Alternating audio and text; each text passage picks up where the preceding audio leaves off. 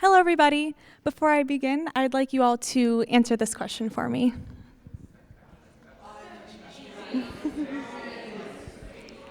So, raise your hand if you thought A was the answer. Raise your hand if you thought B was the answer. Raise your hand if you thought C was the answer. And raise your hand if you think D is the answer. Well, some of you are correct. The correct answer is A, and that says apple. This question says, what is this a picture of in Vietnamese? And this is what many EastMech students face every day. Many EastMech students have to go to school every day and speak in a language that they are not totally fluent in, English. These students are called English language learners, and they are students whose native language is not English. They are becoming fluent in English, and many are relatively recent immigrants into the United States. As you can tell from this slide and from the video that you guys just watched, the United States, Charlotte, and EastMech are all very diverse places. EastMech is very proud of its diversity. It is a globally focused school and has many different types of diversity, ranging from ethnic diversity to socioeconomic diversity and every kind in between. I love EastMech, and I have had an amazing experience here, and I wanted to help share that experience with other students while still incorporating EastMech's diversity. Thus, the EastMech Emerging Scholars Program was born. In this program, native English speakers such as myself and many of my classmates help tutor these English language learners with their homework, in addition to try and help them improve their schooling and increase their confidence in speaking English.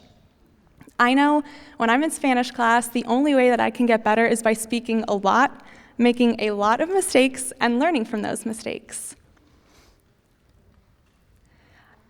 EastMech is, again, very diverse, and these students come from all over. And as I was going throughout these sessions and tutoring them and learning more about them, I realized that they were teaching me more than I was teaching them. Many of these students come from countries that are not the United States, and they were teaching me things that I, having been born and raised in the United States, could not learn anywhere else. Many of these students come from very poor countries and communities, and their experience has helped them become the people that they are and contribute to the community that they can. And also, in addition to being from very poor countries and being able to teach us, they are able to, again, bring this breadth of diversity to the school and our local community. And learning from these students' experiences and taking it to heart, I was able to learn about their lives and bring that into my community and help me become more of a globally focused citizen. Learning about their experiences has helped me to think less in terms of just EastMech and my local community, but more in terms of the world.